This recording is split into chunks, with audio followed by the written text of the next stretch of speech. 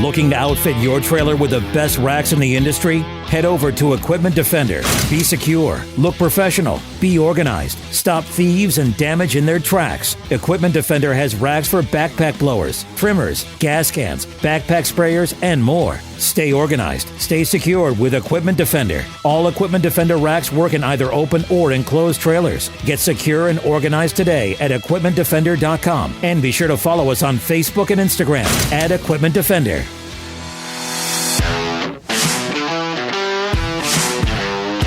You're now listening to the Fullerton Unfiltered podcast. Straightforward, no nonsense business advice. Completely unfiltered. Grow your business. Grow your life. Now, here's your host, Brian Fullerton. All right, what's going on, guys? Welcome to another Fullerton Unfiltered podcast. So excited to have you guys joining with us today. We're trying something a little different. We've got two different studs on line one. We've got none other than Alex Brown and Jacob Kreider joining us. How you guys doing today? Good. Fantastic. Yeah, man, absolutely. Well, we are recording via Zoom, which is something that we're trying a little different once in a while here to get you guys the best audio possible. And we got a multi-guest podcast. So, gentlemen, welcome to the show. What are you guys up to today, man? How was your day? Oh, today is another day, another dollar. There you go. There you go. Yeah, definitely a Monday for sure.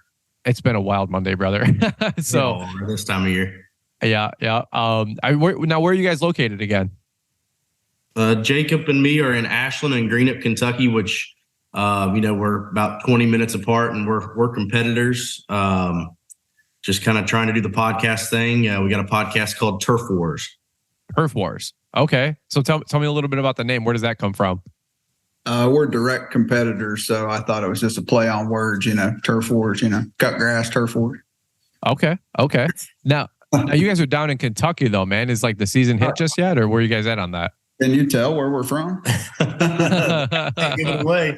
But yeah, it's kicking off now. We're basically about 3 weeks early on our weather. We didn't have much of a winter, and we're breaking into it. Pretty much today was, I believe, both of our first days mowing. Yeah. Wow. Are you kidding me? You guys are already mowing? Well, we generally aren't. We usually start about the first week of April, second week of April, but this year we're definitely 3 weeks ahead of schedule. Wow. That's got to be some great revenue coming in, though. I mean, all things being said.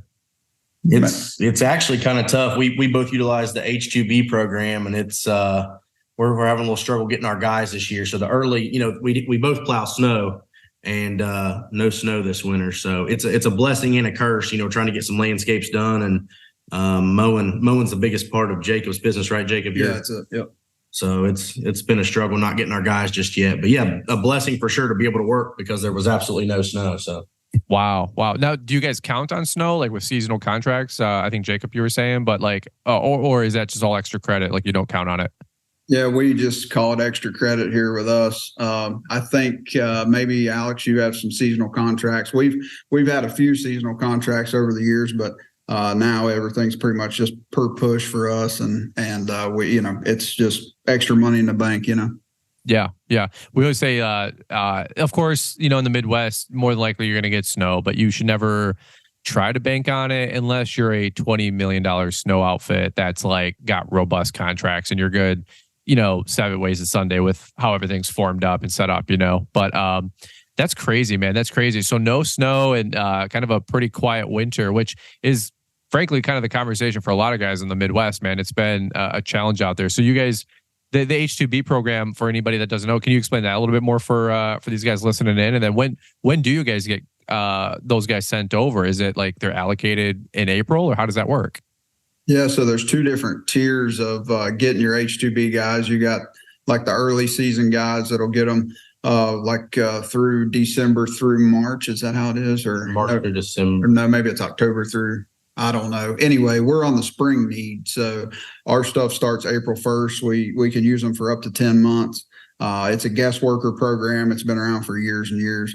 Yep. There's a lot of scrutiny with the program. It doesn't always work. So if you utilize it as much as we do, sometimes it's tough. I rely on it for about probably 80% of my workforce. So wow. Well, we've had years where we didn't even get our guys at all, and then we're scrambling, to hire people or whatever. But I've heard that. Yeah. We run 5 to 6 mowing crews every day, and then we run 1 landscape maintenance crew. And, but yeah, so it's tough, you know. Wow, that's crazy. So let's do this really quick. Let's zoom out. My bad. Let's zoom out. Let's get a little bit more background for anybody who doesn't know you guys. And you guys have a whole podcast. We'll get into it in a quick second. But give me like on my podcast we kind of call like the highlight reel. Like everybody's got like the, give us the how many accounts and how many trucks and how many guys and maybe revenue. That just kind of helps get people up to speed. But you guys both are running 7-figure plus businesses, which is just awesome. And I'd love to pick your guys' brains here, as you can imagine. So, Jacob, if you want to maybe fill in a few more details, anything you left out, and we'll get Alex's take too. Yeah, sure. We're a lawn maintenance company. We utilize mowing as the biggest part of my business. We're at least 80% of our revenue comes from mowing. Wow. So that's a big thing I always talk about on the podcast too, not to jump back into that, but every time you get on Instagram or you get on YouTube or whatever, everybody's trying to exit the mowing business. We got to get out of mowing, we got to start doing design build, whatever. But we like mowing. We make money mowing. And so I kind of bring that into our podcast a little bit of, how it's still an important service to offer. Yeah. But back to, we usually have 14, we got about 14 people usually that works for us. That number changes, maybe one or two, give or take. Gross sales for my company is a 1.2 to 1.4 every year. I don't know. I hate talking about like, oh, I've got this many trucks and all that crap. But right. But we run 5 mowing crews, sometimes 6, and then we got a full-time landscape maintenance crew as well. Wow, dude, that's awesome, man. Congrats, that's huge. And I'm right there with you, man. Like, people always say, like, are you getting into landscaping or design build? I'm like, you realize the name of my company, right? Like, it's lawn maintenance, bro. Like, we still do a crap ton, 6 figures plus of mowing and more every day. I've got like 60 to 75 grand right now in accounts that I'm bidding, and most of that's mowing. And dude, I'm all about that life. And people are like, you can't make any money mowing. I'm like, well, tell that to my CPA, like, what do you, right. What do you want me to tell you? Like, you can make money mowing. And, frankly, sometimes I question the design build guys. I'm like, how are you making money? Like, that skid steer is 80 grand. Your dump trucks are 50 grand, 80 grand, but anyway, like, so I don't throw any shade on you guys, man. If you guys are doing landscaping, show some love to the mow guys, so, that's good stuff. But, okay, well, Alex, let's go to you, man. You're over. So you guys are in the same town though, by the way? Like, how does that work? Like one town away. Yeah. But it's okay. It's rural. Like, seriously, he can get to my shop in 20 minutes. We have the same service area. Okay. So where are you at then, in relation to where Jacob's at? So I'm in Ashland. So just one county over? Yeah, just one county over, which is small here. So but we run about 22 to 25 guys peak season, do about 3 million in revenue. And we do a lot of lawn maintenance, like treating lawns and stuff. We have about 500 customers with 2 techs there, and 4 to 5 mow crews a day, and usually about 3 to 4 landscape crews a day as well. Wow. But doing a lot of maintenance, not a whole lot of design build at all. So, when you see these 7-figure companies that we got, it's hard to believe in our area, being as rural as we are, that it's mostly maintenance. So it's a lot of headache. But we're not doing the $70,000, $80,000, $90,000 builds. We're doing this, a lot of times hourly rate jobs, stuff like that. But $2,500 cleanup or new mulching, that kind of stuff. Yeah. Wow, so that's awesome. It's kind of we just moved to a old golf course as our new shop location. We're excited about that. And so it's got a 10,000 square foot garage and office space. And so we're excited. We're still learning and growing. We've made every mistake you can make along the way, but plus some. Yeah, plus some. But we're trying to worry less about the top line and more about the bottom line, which I think we all get caught up in that. Let's get to 1 million. Let's get to this. And, I'm guilty of that. I've said yes many times when I shouldn't have. And I think Jacob feels the same way. So we're done chasing the top line. We're all about the bottom line now. So, man, that's refreshing and just music to my ears, man. I tell a story quite a bit, and I don't know how much content you guys have consumed of mine, but there was a Facebook group I was part of, and the long story short, it was like, hey, for all of you guys that are doing $500,000 plus, what is your net profit? And I know like that's a weird position for some people because they're growing to $1 million, $1.5 million, but every single person was like 80 comments deep, and I read every single one of them, was making like a 10% margin. And I'm thinking to myself, like, Corey Ballard's got a great line. He said, top line is vanity, bottom line is sanity. That's right. We said that on our show too. Is that where you got that? Did you steal that off Corey? Man, the truth comes out. All this time I thought Jacob was slick, and look at that. Oh, that's good. Everybody's a guru, bro. Bust you out right here live. Everybody's a guru, right, bro? That's right. But it makes sense. That is. I mean, that couldn't be more true, Brian. When you talk about these guys making 10%, and there's been years that I did. We've been doing this since 16. I think we did under $1 million for like 1 year, and then we kind of have grown since then. But it wasn't that our profit margin grew with our sales like you hope for. Now we've kind of sweet spotted that. But there were years, and I think Jacob the same, where we did 7 to 10%. Now we're doubling that. It's hard work to do that, but yeah, 10% is a hard way to live. I'll tell you that. I've done 800,000 before or so in sales and lost money. So, and that's not uncommon. I don't want anybody thinking that's like, oh my God, you can turn that around, but you got to really mind your P's and Q's and realize, especially as you get bigger, what 1 point on a profit and loss statement can mean to what you're keeping every year. Yeah, and it's fun to look at stuff like that. It is. Well, talk to me really quick. I don't want to take your guys' time for talking about, what's your favorite trimmer, mower, blower. Like that's, you guys have graduated past that. Although it's fun, it's cool, it's important, but like we love that stuff too. Yeah, no. But I love to pick your guys' brain because a lot of the guys listening to my show are trying to grow and add that second truck and crew, that third truck and crew, or their first office staff, or get that first shop. What was some of like the best advice that you guys can give for somebody growing from that maybe $500,000 to that $1 million to $2 million mark? What's your guys' maybe best or worst like lesson learned kind of story, or man, I wish I would have knew this if I was trying to grow to the next level? So I think there's two things that come to mind. I've thought about this, and we've talked about this on our show a little bit, and it's that more isn't always better. So a slow growth on a solid foundation is going to be, and I'm not saying this because I did it this way. I'm saying it because I did it the opposite way. And that's, if it doesn't work at $500,000, it's not going to work at $1 million, $2 million, whatever you go to.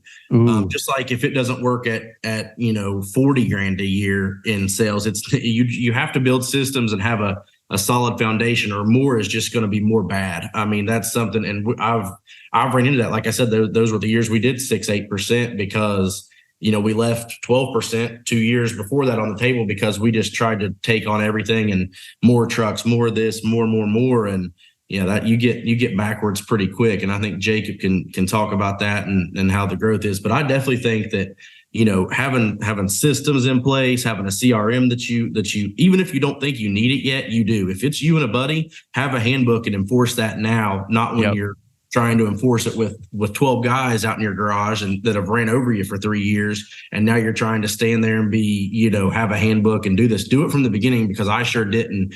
And I'm reminded of that pretty much daily. That's good.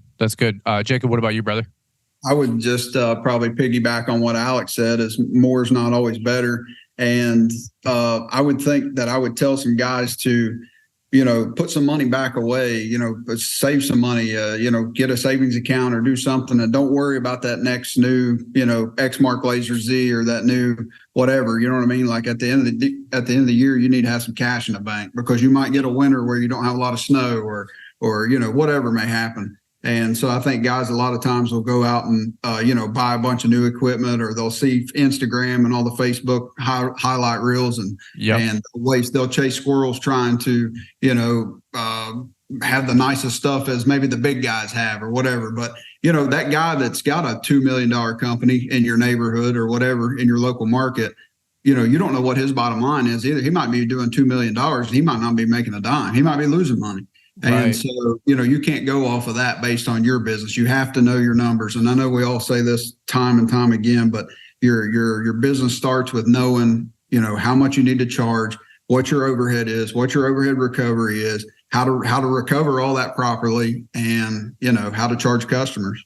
The whole ball of wax at L'EntrepreneurAcademy.com is a $4,000 value, and it's yours for only $1,499. But when you apply the code SPRINGRUSH at checkout, All one word, Spring Rush. We will take another $300 off.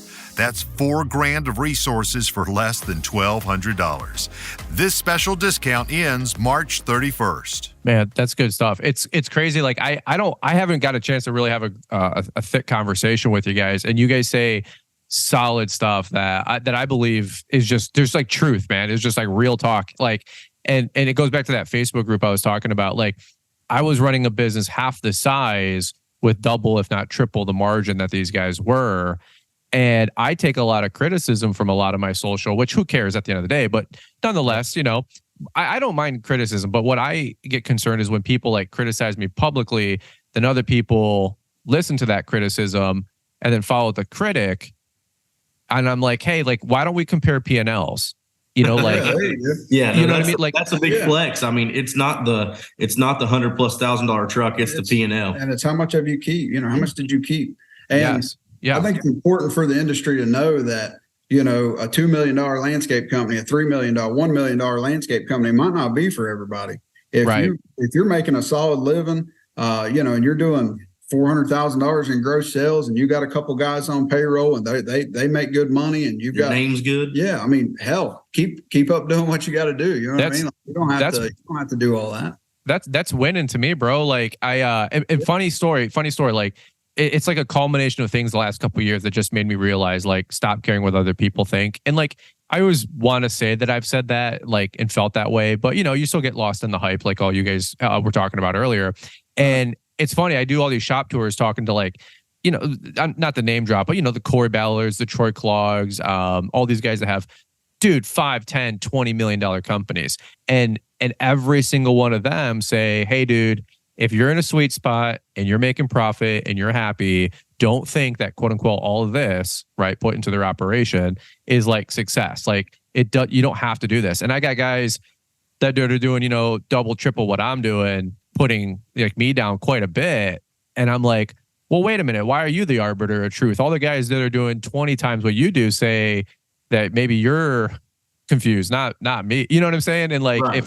and if you guys have found the sweet spot for your business, man, like, dude, that is, I think anybody listening in, like, that is just a truth bomb that you got to realize. Like, find what business makes you happy and your guys happy, and you can grow and you can get smaller, bro. Like, it's fluid, Well, and you mentioned it, what makes you happy. Like, I think as we've matured in our conversation, we talk on the phone daily, sometimes 3 or 4 times a day, Yeah. And yeah. I I think it's weird. Yeah, we're not, but it's like almost Facebook official. But Yeah. Right.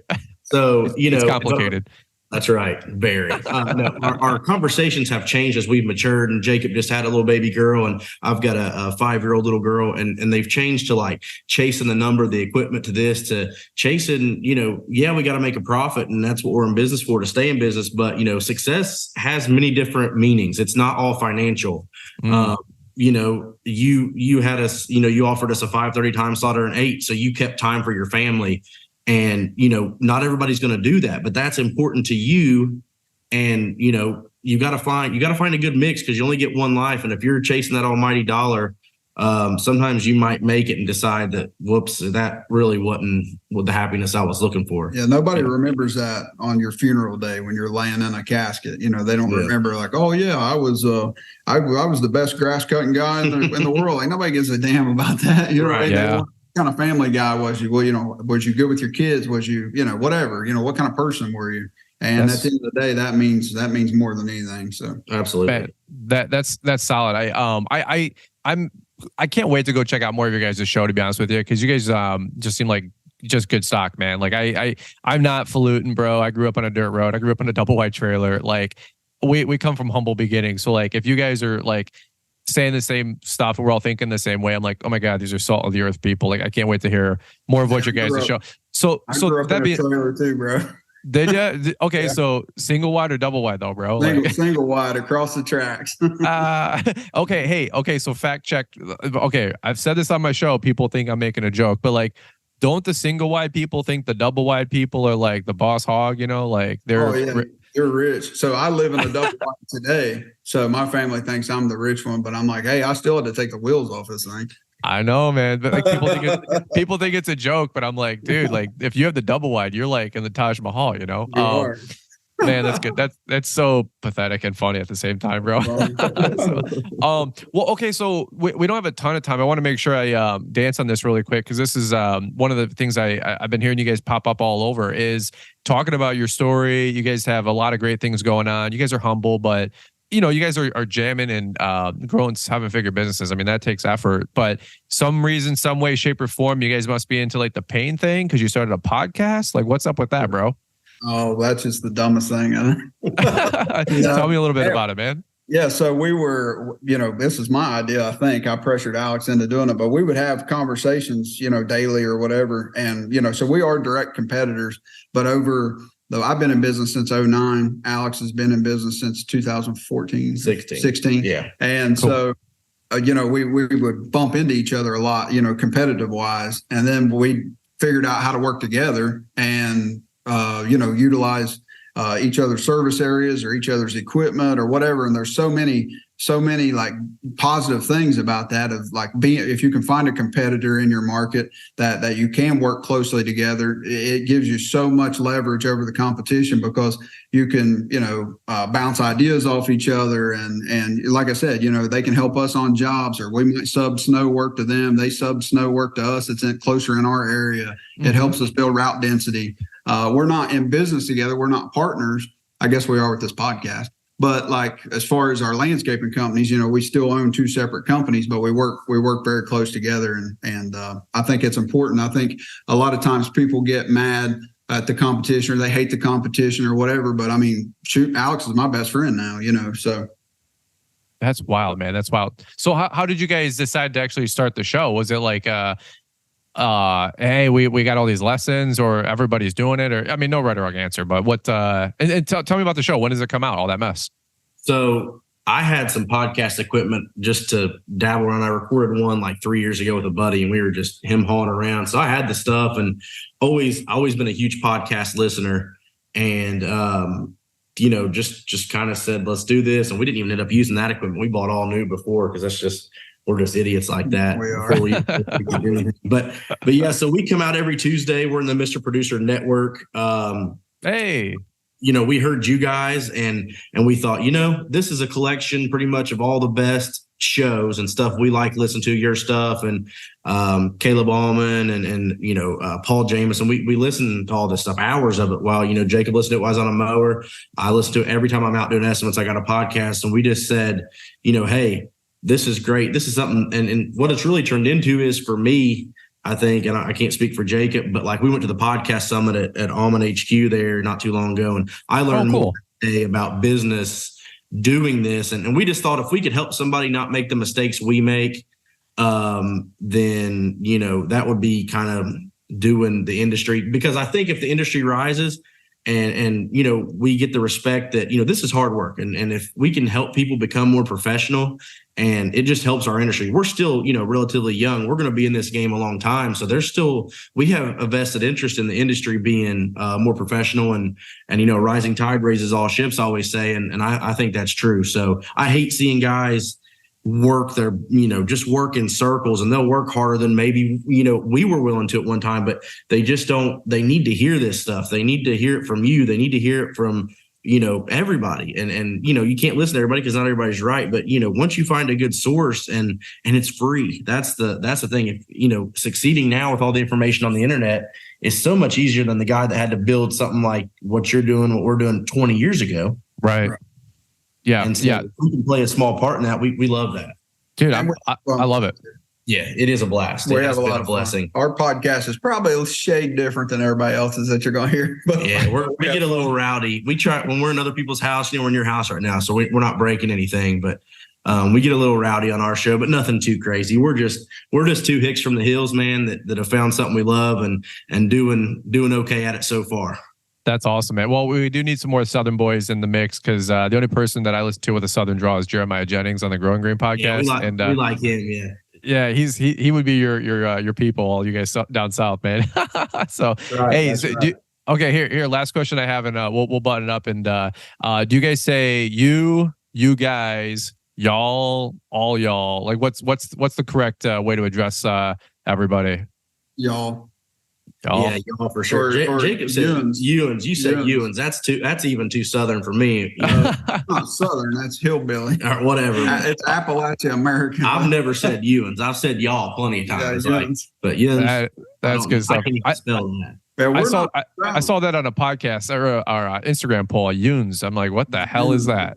We're not Southern, we're Eastern hillbillies. You know? Yeah, it's like Hatfield McCoy area over there for you guys. That's right. There you go. Yeah, we say our H2B guys learn English a little different than some of their friends back home in Mexico. They're like John Wayne guys. Right. You might- That is funny. Well, hey, I say the same thing though when I go visit Alabama. It's like when people say, "Hey, I got the podcast in 49 states in one foreign country." It's called Alabama, So it's Roll Tide. that's right. Yeah, sure. So, well, okay. Hey, we'll button up, man, because I think we're gonna do a back to back here, and I want to be respectful of your guys' time. But the Turf Wars podcast, what day did it come out again? Tuesdays. All right. So make sure you guys give these guys a follow. You got Alex and Jacob. Always a good time. Any parting thoughts? And by the way, where else can people find if you guys are on social?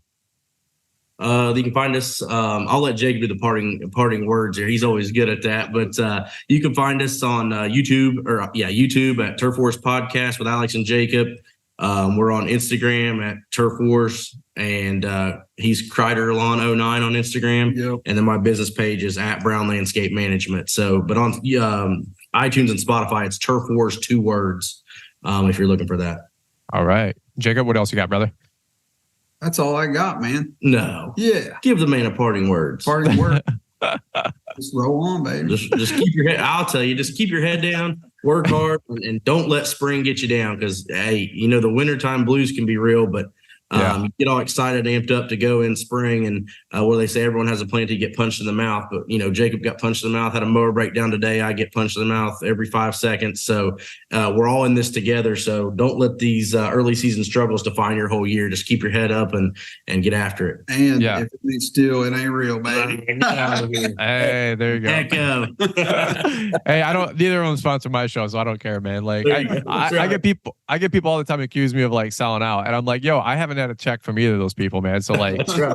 I mean, hey, if it cuts grass profitably, we like it. We'll be honest. Amen to that, man. They all make tall grass short, right? So That's right. Amen. I love it. All right, man. Well, hey, I super appreciate you guys jumping on the show. Guys, thank you so much for listening to the show. We drop a new podcast Monday, Wednesday, Friday with the Fullerton Unfiltered podcast. Thanks so much for listening, guys. Give them a follow. We'll plug their info down in the show notes. And as always, appreciate you guys listening in. So you guys have a great rest of the day, and we look forward to catching up with all y'all in the next one. You know the name Equipment Defender. Now experience the safety and security for your lawn care setup with Equipment Defender trailer racks. These lockable trailer racks are designed to keep your equipment organized and secure without breaking the bank. Upgrade your setup and protect your investment with trailer racks that fit any style of trailer, both utility or enclosed. These E-coated racks are built tough to withstand the elements, all while working hard to keep your equipment safe and secure. Put an end to unnecessary equipment damage and theft today by investing in quality trailer racks that you can rely on. Use the promo code BRYANS10 to save 10% on all orders today at equipmentdefender.com. And a link is provided in the show description. Equipment Defender. Hi, I'm Mr. Producer, and one more thing. If you're looking to stay up to date with the latest trends and insights in the world of lawn care, then you need our free email newsletter. It's delivered 3 times a week and includes a Monday motivational to kick off your week, a Wednesday what's new to keep you informed, and a Friday weekly recap of all the content we put out. Join our mailing list to stay connected to the world of lawn care and get exclusive access to the latest and greatest from Fullerton Unfiltered and Brian's Lawn Maintenance. Don't miss out on this opportunity to stay ahead of the curve and elevate your lawn care game. Sign up now with the link we've provided in the show description. Thanks for taking the time to listen to the Fullerton Unfiltered podcast with Brian Fullerton. We hope you enjoyed this production. If so, please consider leaving us a 5-star review for the show. While the techniques and ideas presented here are designed to help you grow a more successful and profitable business, no one can guarantee these results for you. We want to emphasize that entrepreneurship is not easy, and the ideas presented here are just the opinions of Brian Fullerton and his respective guests. No one can guarantee success for you. That being said, we hope the ideas presented here help you and motivate you to go on out there and crush it with your own business. Fullerton Unfiltered Podcast. Thanks for listening, and we hope to see you on the next episode. This has been a Brian Fullerton and Mr. Producer production.